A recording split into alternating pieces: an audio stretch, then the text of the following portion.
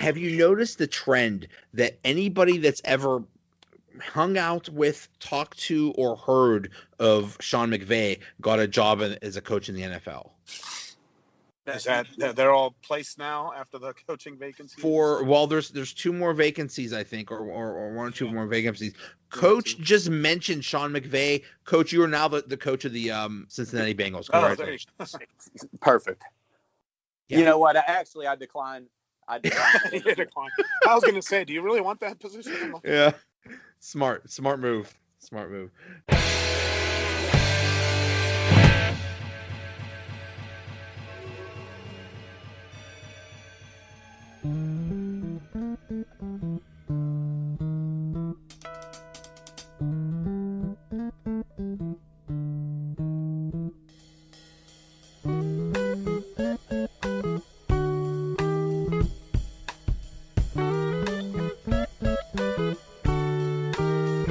What's going on, everybody? Welcome to another episode of the Donut Bag, part of the Pulse Podcast Network and the Pod Hub Network. In this episode, I get together with regulars Coach Warzu and Mark Hagelauer, and we talk about the latest in the Antonio Brown saga.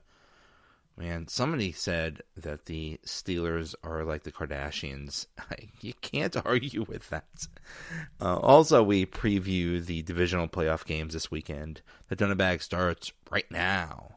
All right, there are developments in the Antonio Brown saga. Developments. With me, talk about it is regulars Mark Hagelauer and Coach Warzu. Hi, guys. Hey, guys. What's up, guys? Oh my God. Okay, so let's get to it. Okay, so to me there were 3 big stories. Well, 3 stories. I'll start with the biggest one. Art Rooney said today it would be, quote unquote, hard to envision Antonio Brown as part of the team when it reports to training camp in late July. He basically said they could wait till March or whatever, but it doesn't look like he's going to be with the team, and to me that's big news. Did you guys expect this? Well, first off, I want to say, Mark, judging by the coughing, we're going to have you play limited shifts tonight. Yeah, right. A little under the weather, it sounds like. It's the tail end, I got to sweat the rest of this out. That's all I'm expecting. But no, I mean... But I appreciate the concern. Listen, I'm always concerned. But no, see, like, I feel when Rooney comes out and says this, if an owner comes out and says that, man, you got to believe that means he's gone, because usually an owner will come out and say, do their best to kind of, he's a great player. We hope to have him back by training camp, keep him in a Steelers uniform for life. There was no cliche answer. He's kind of showing him who's boss. I mean, this is Rooney saying, look, I'm the man around here. So I think he's definitely gone without a doubt.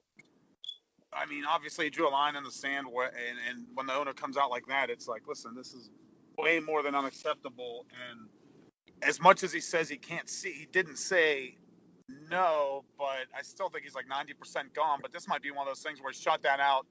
Let's see how AB responds. Does he really want to be here? Are they going to try and actually contact him back, or is he just, saying screw it? It's almost like either or right now. It's no in between.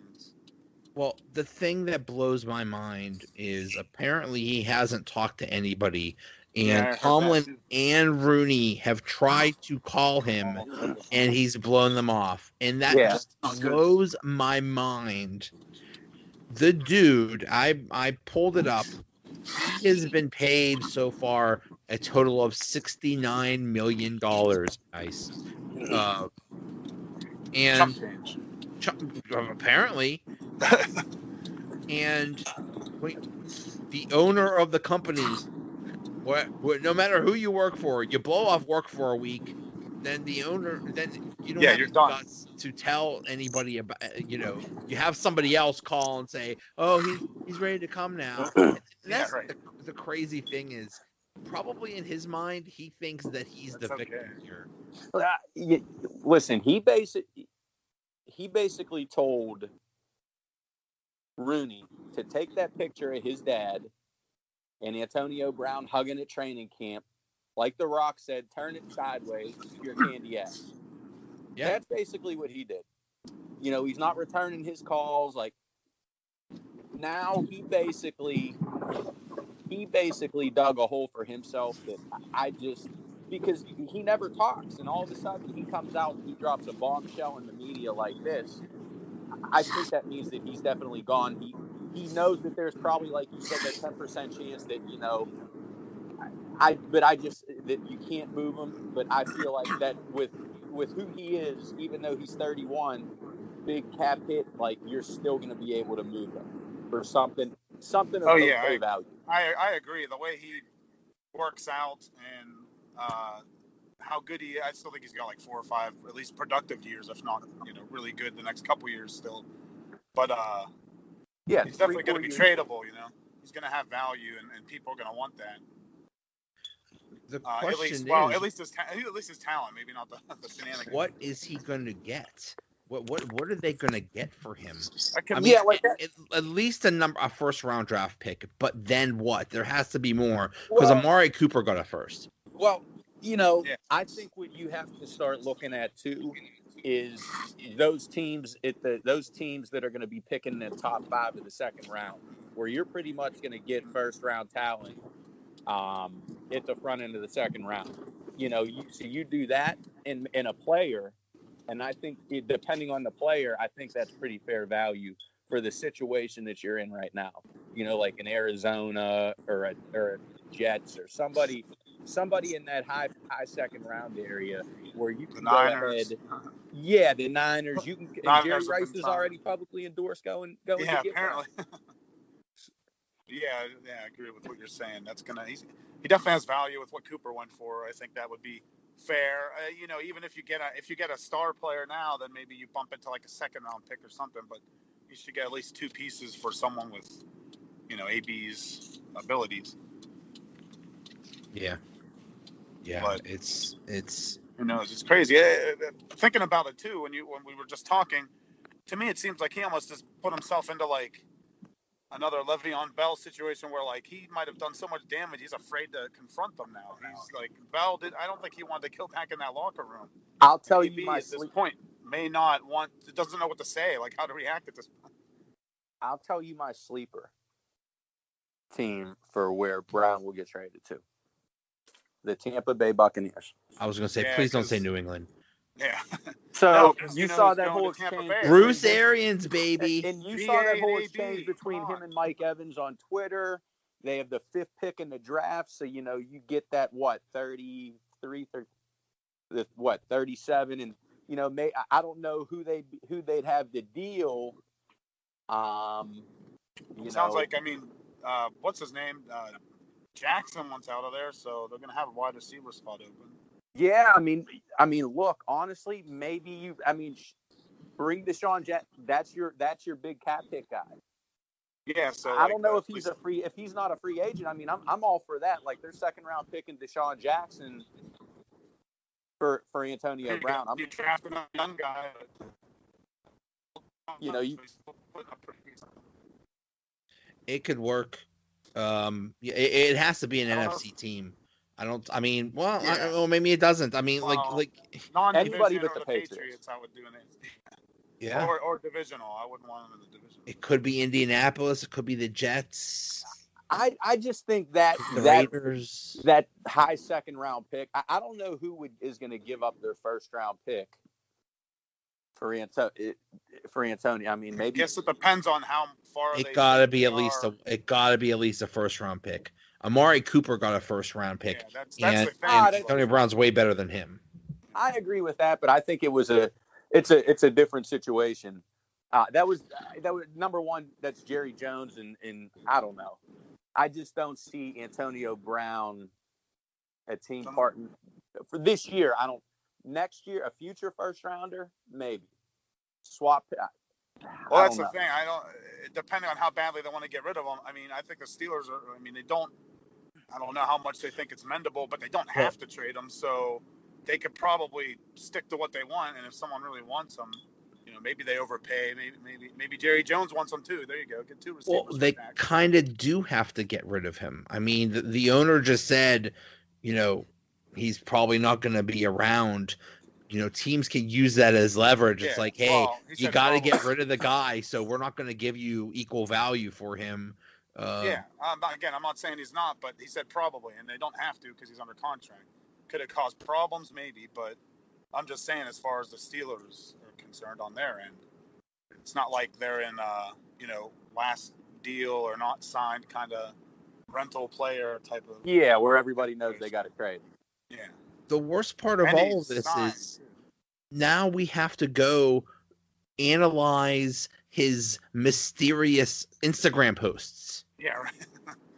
Where he has a picture of him shaking hands with Rooney and it just says good business. And everybody has to interpret his stupidity. I wish these guys would stop. I mean, just give up.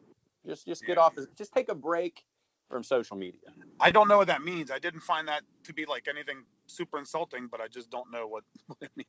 Does it mean we've had good business and we're done? Yeah. Does it mean we are good business together? Does it mean? I mean, it's just it could be anything. We have to analyze what an idiot just. Ugh. So the other development today is, I believe it was a Diddy put something out that. Teammates don't like when Ben Roethlisberger does his radio show, because he quote unquote puts people under the bus. Okay, good luck with that. Well, who said? I didn't see that. Who said that? Was that just a report? Diddy Kinkabola. Diddy Kinkabola. Yes. Yeah, I mean she's Antonio Brown's media mouthpiece. Oh man. Man. She put out a thing today like Ben and AB were so wonderful together. Yeah, how did it get to this point? You know what? I think we know how it got to this point. Breaking news. So yeah, I mean, it just makes me laugh that somehow this is people are blaming Ben or blaming Tomlin for an idiot being a narcissistic jagoff that gets jealous because somebody else is doing better than him. Does the National Enquirer still exist? Like, can you walk up to the grocery counter? I believe it does. How long till a picture of AB and Aditi on a beach surfaces? Elvis Hippo mask on. That's in the hotel. And Le'Veon Bell's in the hotel. Background on a jet ski. Oh man, I don't know. And then the third tidbit of information, I'm hearing Dale Lawley talk, and they're basically saying it looks like the Steelers are going to keep Keith Butler as the defensive coordinator, and the plot twist is it doesn't matter who the defensive coordinator is. Tomlin is the actual defensive coordinator. Well, it doesn't matter who the defensive coordinator is when you hit on defensive players in the first round once out of every 7 years. Yeah. Or, once out of every 5 years. Especially the secondary position. That's what people are saying. Oh, no, we're going to get draft picks for AB. Oh, no, they're going to use some of the defense. Uh-oh. I mean, they put together, whatever picks they did put together, I think, some pretty good talent, but they've missed so much on the secondary, and with your best player, Shazier having, what happened to him. What do you think? Do you consider Bud Dupree a bust? I do. He's a kind of. He never got those potential, but I don't think he's been as bad as some of those other guys like Jarvis Jones or anyone. Here's my thing: is it's not like this Shazier thing came out of nowhere. Yeah. Like they knew about this, but didn't address it. Exactly.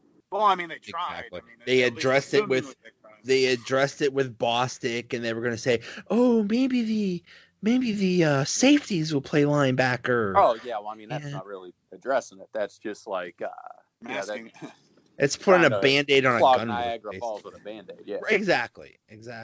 I mean, they did try and sign Hightower that 1 year and it didn't work out, so that would have been a second guy in the middle there.